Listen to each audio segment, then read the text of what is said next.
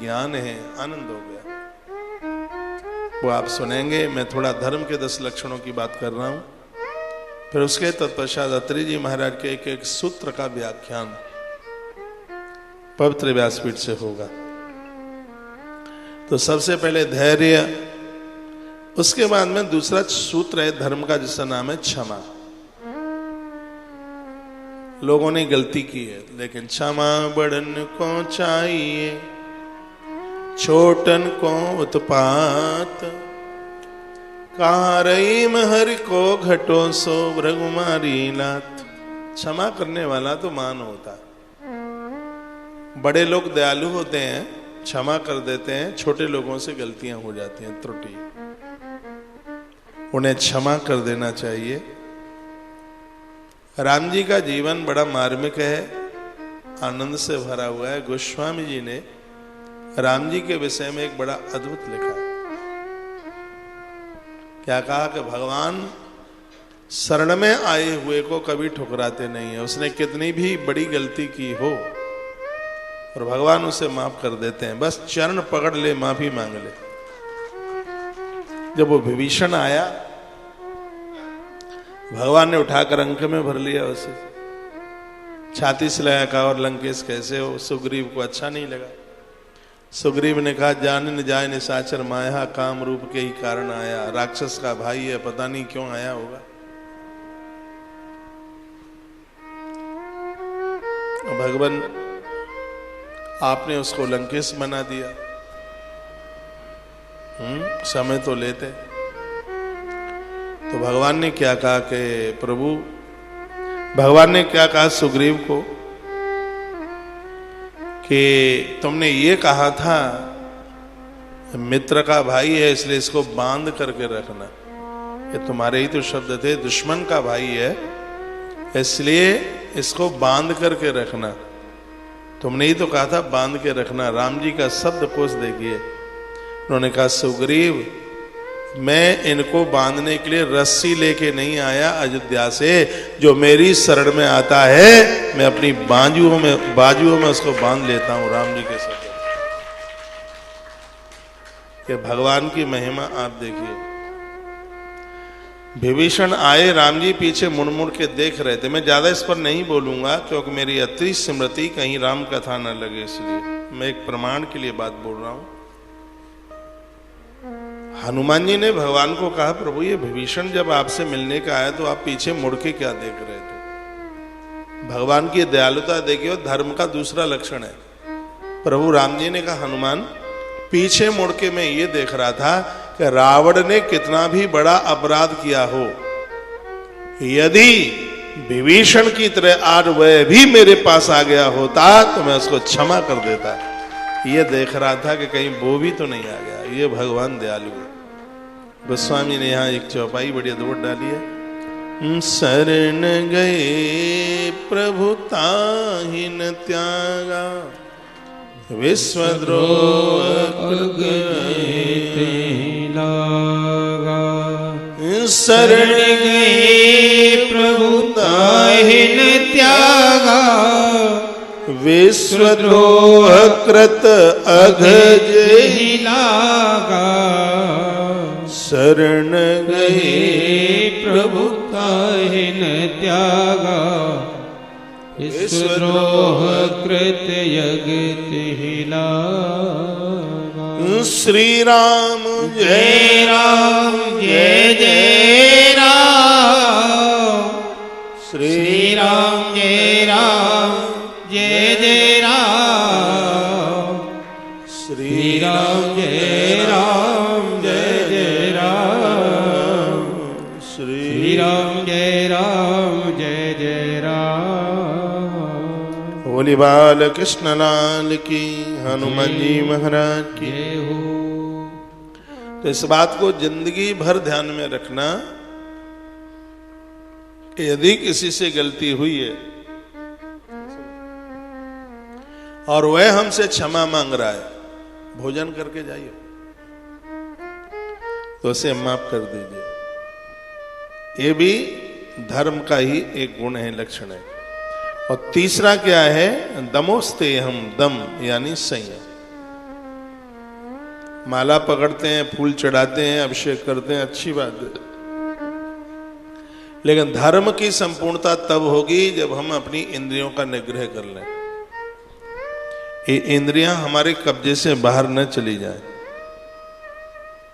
इंद्रियां जिसके बस में उसे दशरथ कहते हैं, जो इंद्रियों के बस में उसे 10 मुख कहते हैं, 10 कंठ कहते हैं।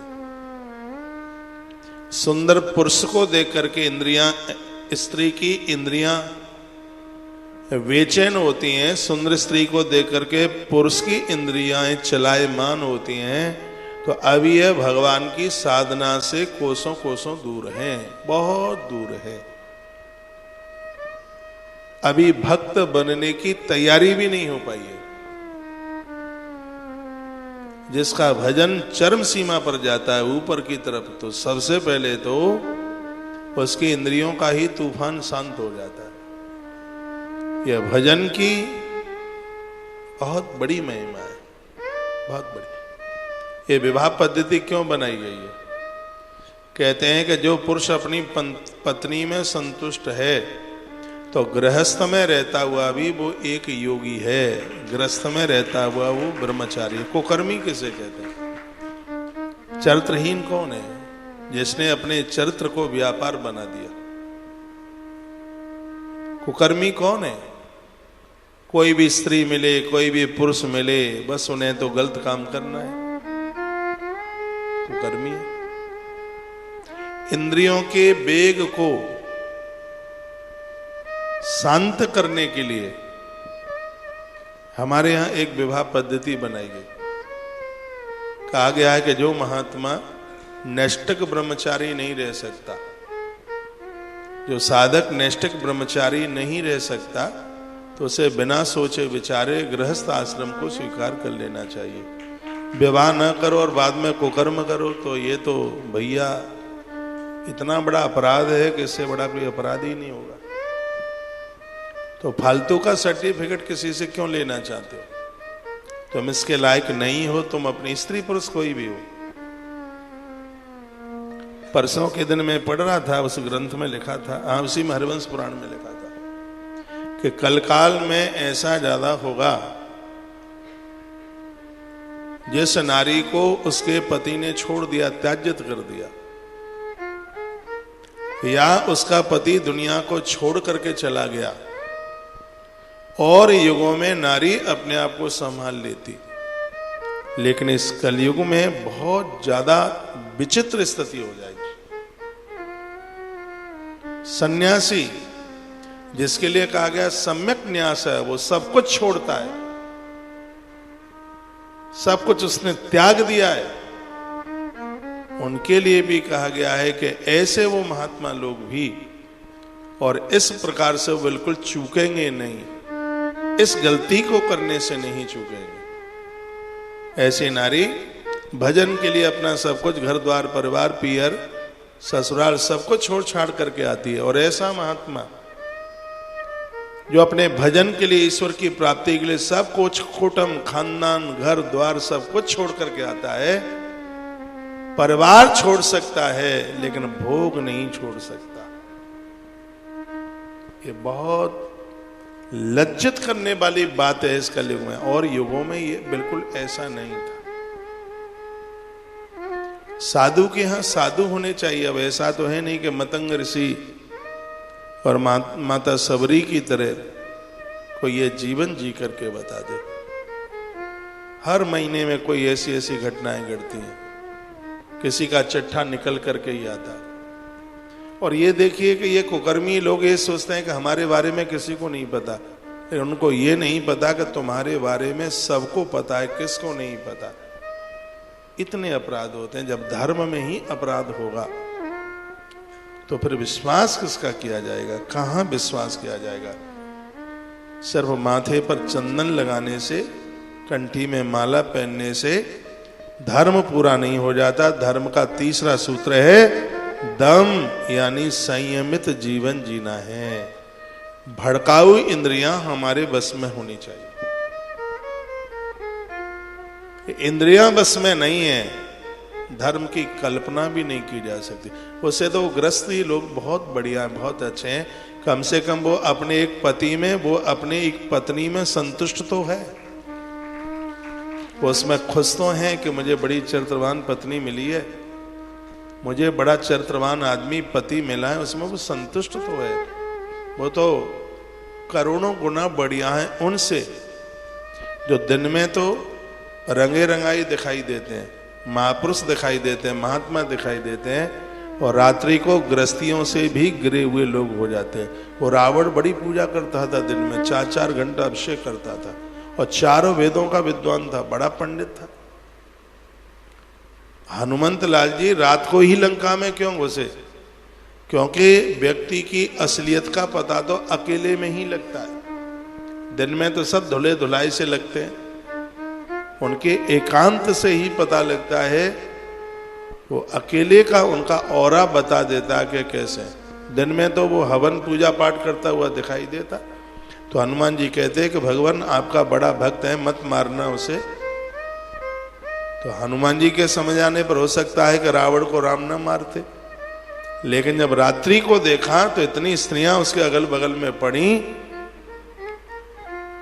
मानस पीयूष में उसका वर्णन किया गया। हनुमान जी अचंभित हो गए देख करके। तो 100 बातों की बात यह है कि हम मनुष्य हैं, बड़ी बात नहीं है। हम तीर्थ में रह रहे हैं, बड़ी बात नहीं है। हमने हाथ में माला पकड़ ली है, बड़ी बात नहीं है। सबसे बड़ी बात यह है कि स्त्री पुरुष को देखकर, पुरुष स्त्री को देखकर उसके मन में खोटे विचार न आवें, उसकी इंद्रियां उथल पुथल न करें। ये धर्म का तीसरा लक्षण है। आ रहा है समझ में? हो सकता है कि मेरी कही गई बात ठीक नहीं लग रही होगी, लेकिन मैं स्मृति की कथा करने को बैठा हूं तो ये मुझे कहना ही हो। चरित्रहीन व्यक्ति के तो हाथ का पानी पीने का धर्म नहीं है, उनके हाथ का तो जल सूर्य नारायण ग्रहण नहीं करते, उसके हाथ का फूल कोई देवी देवता स्वीकार नहीं करता। संसार का भोग खाज खुजली की तरह, इससे बचिए। 25 साल तक ब्रह्मचारी रहो, हमारा ग्रंथ कहता है। 25 के बाद विवाह कर लो, कोई दोष नहीं है। विवाह कर लोगे तो कुकर्मों से तो बच जाओगे, गलती से तो बच जाओगे। स्त्री पर आजकल फैशन चली है, बेटियां भी कह देती हैं हमें शादी नहीं करना। ये पहले नहीं होता था, लेकिन अब वर्तमान समय में ये ऐसा दौर सा चला है। पुरुष विवाह के बिना रह सकता है, लेकिन नारी के लिए असंभव है। अब क्यों असंभव है उसकी भी बहुत बातें कही गई हैं। मैं अच्छी कह दूं 100 बातें, उसको कोई नहीं सुनेगा। और थोड़ा सा मैंने व्यासपीठ से खुल करके बोल दिया है तो उसको प्रचार होने में कुप्रचार, प्रचार तो होगा ही कहां, कुप्रचार। अब ग्रंथ में लिखा है कि मनुष्य से स्त्री में 10 गुना सांसारिक भोग ज्यादा होता है मनुष्य की अपेक्षा स्त्री जाति में, नारी जाति में। इसलिए उसके लिए गृहस्थ में जाना जरूरी हो जाता है। यदि नारी अपने जीवन में बिगड़ गई तो धरती बांझ हो जाएगी, नदियां सूख जाएंगी, वृक्षों पर फल आना बंद हो जाएगा, अग्नि देवता मृत्यु लोक को छोड़ करके चले जाएंगे यदि नारी भ्रष्ट हो गई तो। जब तक धरती पर नारी है तब तक ही पीने को पानी मिलेगा, तब तक ही खाने को रोटियां मिलेंगी। मेरा बुरा नहीं मानिएगा, मैं साथ सम्मित बात कर रहा हूं। जिस दिन नारी का पात व्रत नहीं रहेगा, जिस दिन नारी पतित हो जाएगी, उस दिन प्रकृति खत्म हो जाएगी, समाप्त हो जाएगा, कुछ बचेगा नहीं। ये पूज्य मातृ शक्ति के द्वारा ही तो सब टिका हुआ है। इसलिए नारी को तो बहुत पावन होना चाहिए। जब व्यासपीठ से कुछ बोला जाता है तो कभी कभी टिप्पणियां आती हैं, ये सब नारी को ही क्यों कहा जाता है, पुरुष को क्यों नहीं कहा जाता। मैं आपके नगर में आऊं, मैं आपके शहर में आऊं, और मैं आपको ये पूछ लूं कि आपके यहाँ कोई फिल्म की टॉकीज वगैरह है क्या? आप कहेंगे है ना, तो हम कहेंगे चलो आज 6 से 9 वाला शो देख के आ ही जाते हैं, और हम चले जाएं इसी वेशभूषा में चले जाएं फिल्म देखने के लिए, पिक्चर देखने के लिए। सुबह सगरे अखबार रंगे होंगे। कौशिक महाराज वृंदावन से आए, उन्होंने रंजना टॉकीज में 6 बजे से लेके 9 बजे तक ये पिक्चर देखी, पूरा भरा हुआ होगा। हमारी वजह से और भी सब साधुता लज्जित होगी। पिक्चर तो आप भी देख रहे हैं, आपको तो किसी ने कुछ नहीं कहा। आपके रिश्तेदार आए, आपके मामा आए, आपके फूफा आए, और भी जो आए, उनके साथ आप फिल्म देखने को गए, आपने पिक्चर देखी, उनको तो किसी ने कुछ नहीं कहा। और हम देख करके आ गए तो हमारी फोटो अखबार में चढ़ गई, छप गई। छापने वाले का कोई दोष नहीं है, जिसने हमारे ऊपर उंगलियां उठाई हैं उसका भी कोई दोष नहीं है। क्यों दोष नहीं है? इसलिए क्योंकि हम जैसे लोग धर्म के आधार में जीवन